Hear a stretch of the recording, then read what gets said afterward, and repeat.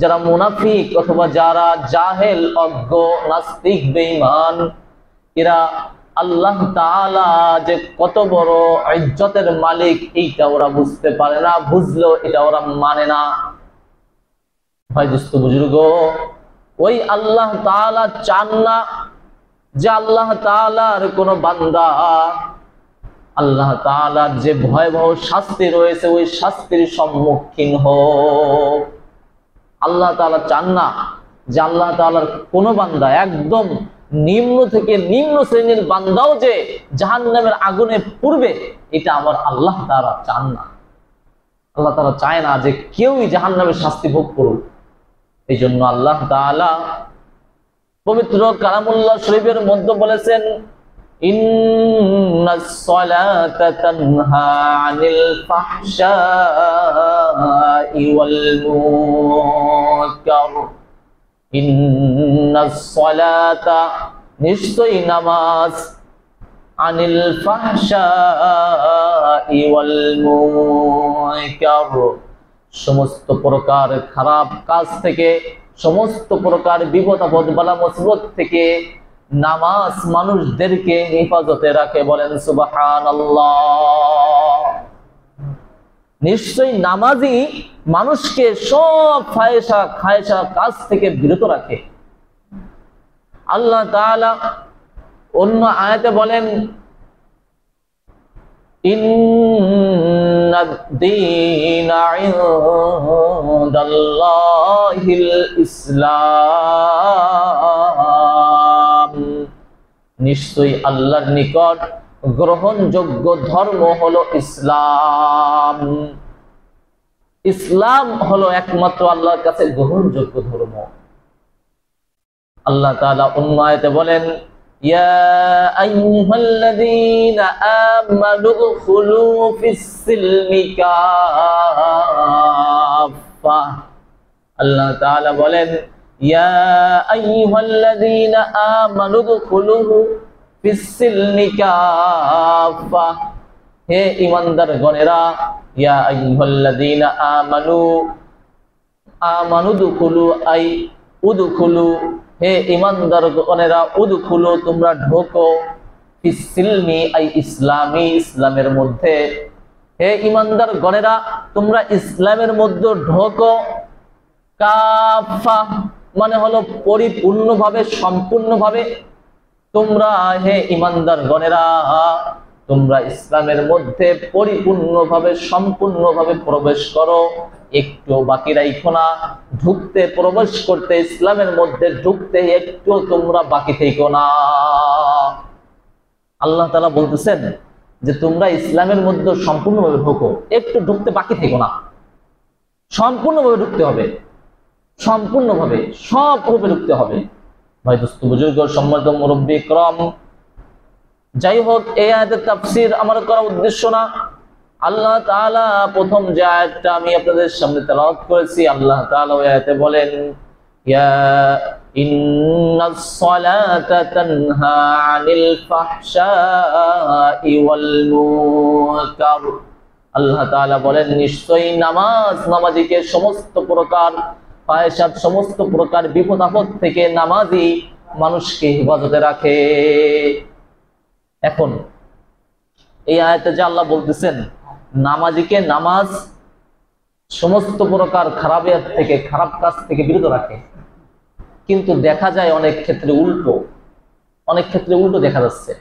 যারা নামাজ পড়ে তাদের মধ্যে কিছু আছে, এরাই সব থেকে বড় দুষ্টু, এরাই সব থেকে বড় খারাপ। এরা আগের কাতায় নামাজ পড়ে ঠিকই, পাঞ্জাবি টুল সব আছে, নামাজ ঠিকই পড়ে, কিন্তু এরা খারাপ কাজের মাস্টার, খারাপ কাজের উস্তাদ, তলদে তলদে খারাপ কাজও সবচেয়ে বেশি করে। এটা দেখা যায় কি যায় না? দেখা যায় না? এরকম এরকম আছে না? অনেক নামাজ ঠিকই পড়ে কিন্তু সেই সবচেয়ে খারাপ ওই এলাকার ভিতরে, এরকম অনেক আছে। এর কারণ হইল আল্লাহ তাআলা বলেন একটা, কিন্তু আমাদের দৃষ্টিকোণে দেখতেছি আরেকটা। এর কারণ, এর সোজা ব্যাপার, একদম সহজ বিষয়। আল্লাহ তাআলার কথা ঠিক আছে, কিন্তু আমরা বুঝতেছি না। আল্লাহ তাআলা বলেছেন, নামাজিকে নামাজ সমস্ত প্রকার খারাপ কাজ থেকে বিরত রাখে। আল্লাহ রাসূল সাল্লাল্লাহু আলাইহি ওয়াসাল্লামের কাছে একজন সাহাবী এসে বলতেছে, সাহাবা ইকরাম এসে বলতেছে, ইয়া রাসূলুল্লাহ, অমুক সাহাবী নামাজও পড়ে, চুরিও করে। নামাজের সময় নামাজ পড়ে, কিন্তু চুরির সময় চুরি বাদ দেয় না, চুরিও করে। আল্লাহ রাসূল সাল্লাল্লাহু আলাইহি ওয়াসাল্লাম বললেন যে তাকে চুরিও করতে দাও, নামাজও পড়তে দাও। সে সত্যি কি নামাজ পড়ে? কয় হ্যাঁ রাসূলুল্লাহ, নামাজও পড়ে, সে চুরিও করে। আল্লাহ রাসূল বললেন যে তাকে নামাজও পড়তে দাও, চুরিও করতে দাও। আল্লাহ রাসূল সাল্লাল্লাহু আলাইহি ওয়াসাল্লাম এই কথা বলার পর ওই চোর, উনি নামাজও পড়ে, চুরিও করে, সাহাবায়ে কেরাম তাকে কিছু বলল না।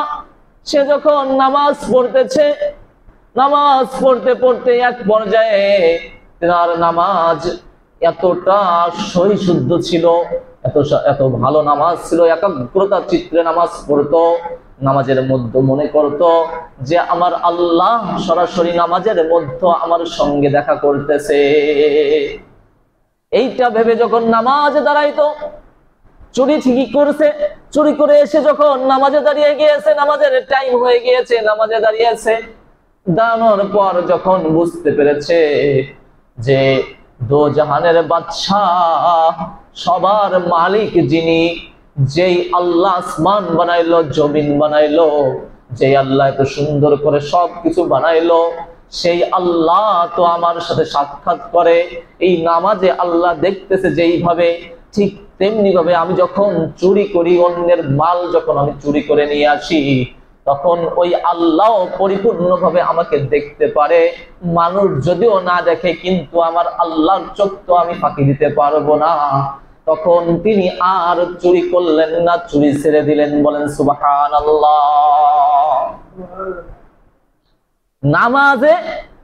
নামাজিকে সমস্ত অপকর্ম কাজ থেকে বিরত রাখবে, কিন্তু সেই নামাজের সেই নামাজ হতে হবে, নামাজের সেরকম নামাজ হতে হবে যেরকম নামাজ আল্লাহ করতে বলেছেন, আল্লাহ রাসূল সাল্লাল্লাহু আলাইহি ওয়াসাল্লাম করেছেন, ওরকম নামাজ হতে হবে।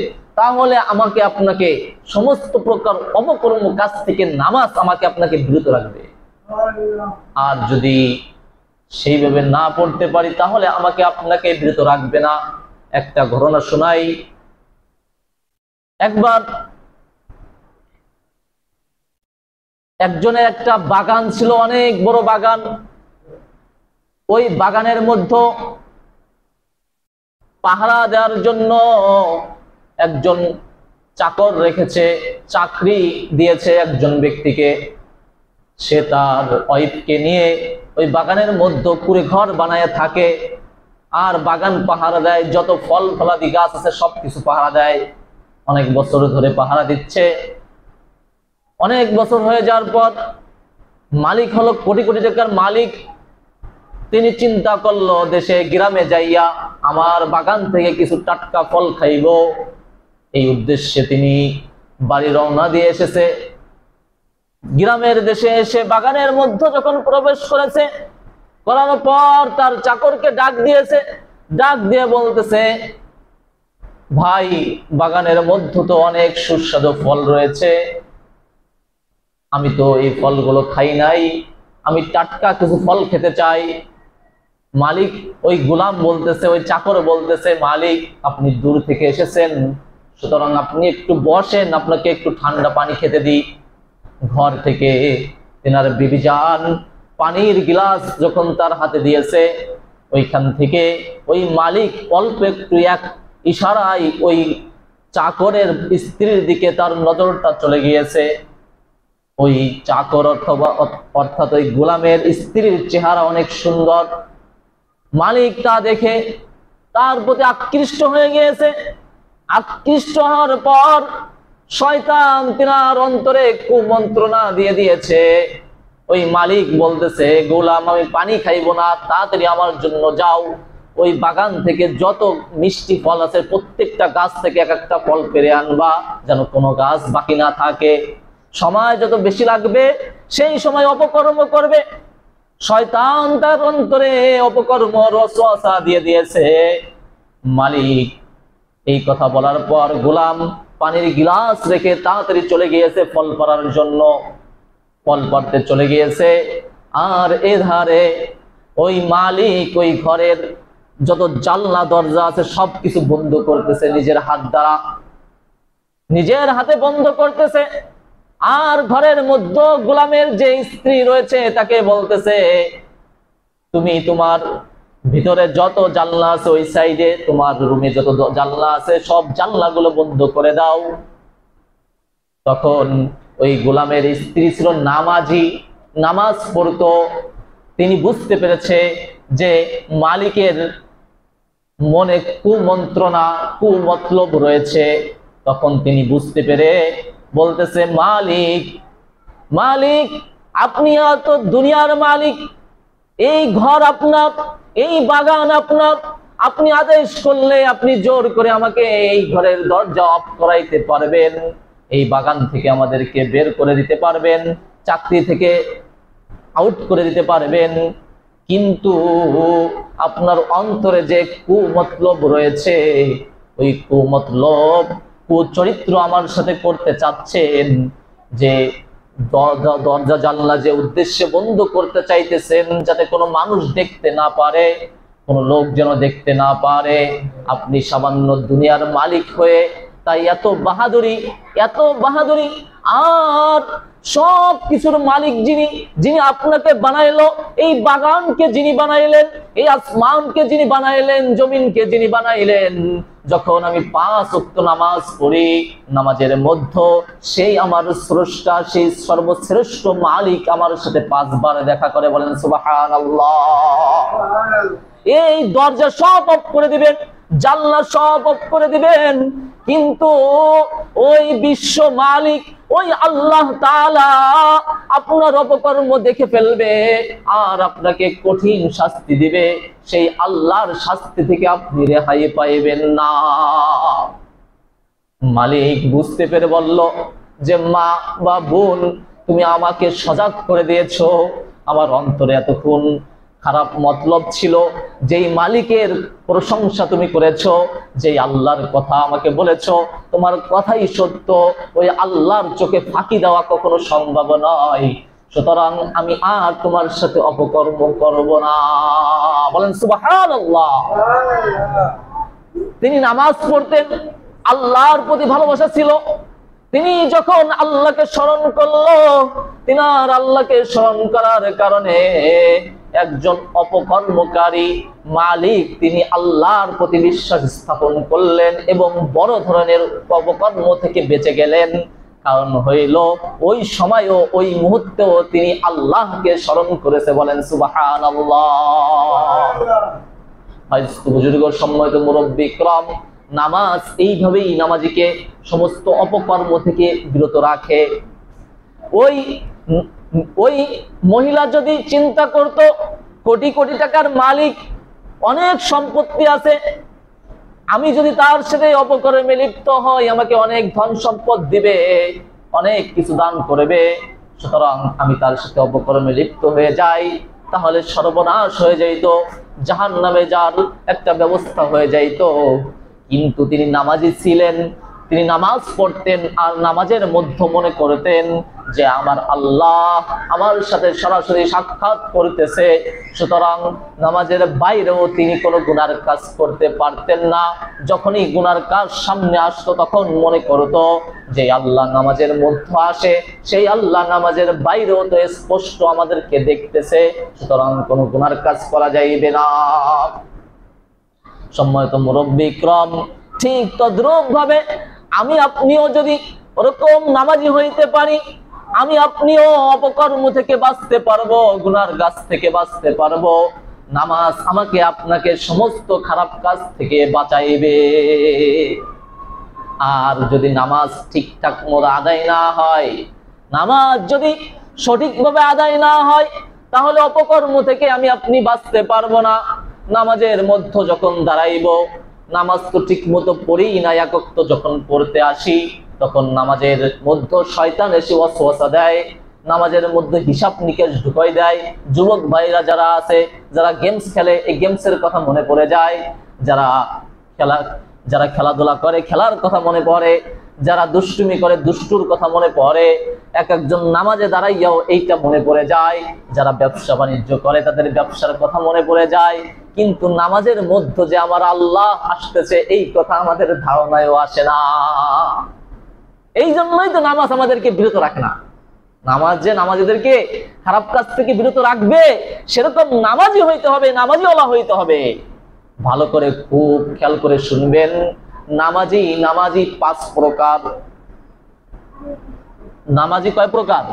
5 প্রকার। আর 5 প্রকার নামাজির জন্য 5 প্রকার পুরস্কার। 5 প্রকার নামাজি, পৃথিবীর মধ্যে যত নামাজি আছে এই নামাজি হলো 5 শ্রেণীর, 5 প্রকার। এই 5 প্রকার নামাজের জন্য 5 প্রকারের আযাব গজব বা 5 প্রকারের শাস্তি এবং 5 প্রকারের নিয়ামত রয়েছে। 5 প্রকার কি কি? নম্বর 1, পৃথিবীর মধ্যে যত নামাজি আছে তার মধ্যে 1 শ্রেণীর নামাজি হলো তারা মাঝে সাঝে নামাজ পড়ে আর মাঝে সাঝে নামাজ পড়ে না। কেউ আছে শুধু শুক্রবারের দিন নামাজ পড়ে, কেউ আছে শুধু ঈদের নামাজ পড়ে, কেউ আছে শুধু জানাজার নামাজ পড়ে, কেউ আছে 2 ওয়াক্ত পড়ে, 1 ওয়াক্ত পড়ে না, 3 ওয়াক্ত পড়ে না, এরকম আছে। এই এক শ্রেণীর নামাজি, মানে তার মানে হলো মাঝে নামাজ পড়ে মাঝে পড়ে না, এই 1 শ্রেণীর নামাজি। এই সম্বন্ধে আল্লাহ রাসূল সাল্লাল্লাহু আলাইহি ওয়াসাল্লাম হাদিসের মধ্যে বলেছেন, এই নামাজিদের সম্বন্ধে আল্লাহ রাসূল স্পষ্ট বলেছেন যে এই নামাজি যারা 1 ওয়াক্ত নামাজ কাজা করবে, 1 ওয়াক্তের বিনিময়ে তারা 2,88,00,000 বছর জাহান্নামের আগুনে পুড়বে। আর হাজার হাজার নামাজ কাজা করার কারণে কত কোটি বছর জাহান্নামের আগুনে পড়বে তার কোনো নিশ্চয়তা নাই। তার মানে হলো এই নামাজি যারা তারা জাহান্নামী। বলেন নাউজুবিল্লাহ। প্রথম নম্বর নামাজি যারা, এরা স্পষ্ট জাহান্নামী, এরা জান্নাতে প্রথমে যাইতে পারবে না। প্রথম নম্বর নামাজি। তার মধ্যে দেখেন আমি আপনি পড়ি কিনা। যদি এই 5 প্রকার নামাজিদের কথা ভালোভাবে খেয়াল করে শোনেন তাহলে বুঝতে পারবেন আমি আপনি কয় নম্বর কাতারে আছি। প্রথম নম্বর নামাজি হলো যারা মাঝে সাথে নামাজ পড়ে মাঝে সাথে পড়ে না, এরা হলো জাহান্নামী। এরা জাহান্নামে যাইতেই হবে, কারণ আল্লাহ রাসূল স্পষ্ট বলেছেন যারা নামাজ পড়ে না তাদের 2 কোটি 1 ওয়াক্ত নামাজ কাজা করলে 2,88,00,000 বছর জাহান্নামের আগুনে পড়তে হবে। এরপর দ্বিতীয় প্রকার নামাজি হলো যে নামাজ ঠিকই পড়ে কিন্তু নামাজের মধ্যে তাদের মন থাকে না, মন থাকে এদিক সেদিক। মন থাকে কোন দিক? এদিক সেদিক, যে কোনো জায়গায় মন থাকে। এই যে দ্বিতীয় প্রকার নামাজি যারা, তাদেরকে আল্লাহ তাআলা মাফ করবেন, জাহান্নামে দিবেন না যদিও, কিন্তু তারা অত বড় পুরস্কার পাবে না, পুরস্কার কম পাবে, কিন্তু তারপরও তারা নামাজ জান্নাতে যাবে। নামাজ ঠিকই পড়ে কিন্তু না, মন থাকে অন্যদিক, মন ফেরানোর চেষ্টাও করে না ঠিক মতো। তৃতীয় প্রকার নামাজি হলো তারা যারা নামাজ ঠিকই পড়ে, নামাজের মধ্যে মন এদিক সেদিক থাকলেও যখন এদিক সেদিক শয়তান নিয়ে যাওয়ার সাথে সাথে আবার ঠিক মতো নামাজের মধ্যেই সে আবার নামাজের মধ্যে ধ্যান দেয়, যে শয়তানকে দূরে সরাই দিয়ে আবার মনকে আবার নামাজের মধ্যে মনোনিবেশ করে দেয়। এটা হলো 3 নম্বর শ্রেণীর তৃতীয় প্রকার নামাজি। এই তৃতীয় শ্রেণীর নামাজি সম্বন্ধে হাদিসের মধ্যে এসেছে 1 শ্রেণীর শয়তান রয়েছে, একদল শয়তান রয়েছে। এই শয়তানগুলো আল্লাহ তাআলা বানাইছে, এই শয়তানগুলো, শয়তানের লিডাররা ওদেরকে নিযুক্ত করে দিয়েছে যে এরা শুধু নামাজিদেরকে ওয়াসওয়াসা দিবে যখন মসজিদে ঢুকবে অথবা যে কোনো নামাজের স্থানে নামাজে দাঁড়াইবে। ওই শয়তানদের কাজ হলো শুধু তাদেরকে শয়তানি করা, তাদের মধ্যে ওয়াসওয়াসা পয়দা করা, তারা যেন নামাজের মধ্যে মন না রাখতে পারে। এই শয়তানগুলো যখন নামাজিদের মধ্যে আসে, তৃতীয় শ্রেণীর নামাজি যারা, তারা মনে করে যে নামাজের মধ্যে এসেছে যদিও আমি নামাজের মধ্যে আমার মনকে পুরোপুরি ফিরাইয়া নেব। তখন আস্তে নামাজের ভিতরেই সে নামাজ একেবারে মনে করে স্লোটা সহি হচ্ছে কিনা, আমি ঠিক মতো রুকু সিজদা করতেছি কিনা, আমার চোখ সিজদার দিকে আছে কিনা, রুকুর দিকে আছে কিনা, এইভাবে নামাজের দিকে সে খেয়াল করে, সে অন্য কোনো চিন্তা করে না। শয়তানের তার ওয়াসওয়াসা দেশে যদিও, কিন্তু সাথে সাথে সে ফিরাই নিছে ওয়াসওয়াসা। এইভাবে ফেরাইতে থাকে, ফিরাইতে থাকে। এইটা হলো তৃতীয় শ্রেণীর নামাজি। হাদিসের মধ্যে আসে, মুহাদ্দিসিনে কিরাম লেখেন, এই তৃতীয় শ্রেণীর নামাজি যারা অতিক্রম করে চতুর্থ প্রকারের নামাজিতে পরিণত হয়, অর্থাৎ চতুর্থ শ্রেণীর নামাজি হলো যে তাদের মনেও ওয়াসওয়াসা আস্তে আস্তে ঠিক করতে করতে এক পর্যায়ে এমন হয়ে গিয়েছে এখন আর শয়তানি ওয়াসওয়াসা তাদের দিতে পারে না। এই চতুর্থ প্রকারের নামাজি ইরাওয়ালারা হলো আল্লাহওয়ালা। এই চতুর্থ শ্রেণীর নামাজি যারা, তারা হলো দুনিয়ার বুকে আল্লাহওয়ালা। তারা দোয়া করলে সাথে সাথে দোয়া কবুল হয়ে যায়, বলেন সুবহানাল্লাহ। তারা যে কোনো জিনিস করলে সাথে সাথে হয়ে যায়। এই চতুর্থ প্রকার নামাজি যারা, তারা হলো আল্লাহওয়ালা। আর এই আল্লাহওয়ালাগণ দুনিয়ার বুকে খুবই কম দেখা যায়, অনেক কম। এখন আল্লাহওয়ালা নামাজি আপনারা সবাই হতে পারবেন, সবার হতে হলে যখন নামাজ, নম্বর 1 নামাজ 5 ওয়াক্ত পড়তে হবে। দ্বিতীয় নম্বর হলো নামাজের মধ্যে মন পুরোপুরি, অন্তর পুরোপুরি নামাজের মধ্যেই রাখতে হবে। শয়তান আসার সাথে সাথে লাথি মেরে ফেলাই দিয়ে নামাজের মধ্যে মনোনিবেশ করতে হবে। এইভাবে করতে করতে এক পর্যায়ে যখন আপনার কাছে আর শয়তান আসবে না, তখন আপনি হয়ে যাবেন আল্লাহওয়ালা। তখন আপনি কি হয়ে যাবেন? আল্লাহওয়ালা হয়ে যাবেন। আল্লাহওয়ালা হতে হলে সহজ, যে কেউ আল্লাহওয়ালা হতে পারবেন। আপনি হতে পারবেন, আমি হতে পারবো, সবাই হতে পারবে। আল্লাহওয়ালা হওয়ার জন্য নামাজ সঠিক হওয়া জরুরি। নামাজের মধ্যে শয়তান আসার সাথে সাথে আপনি আবার নামাজের মধ্যে মনোনিবেশ করবেন। এই চতুর্থ প্রকার নামাজি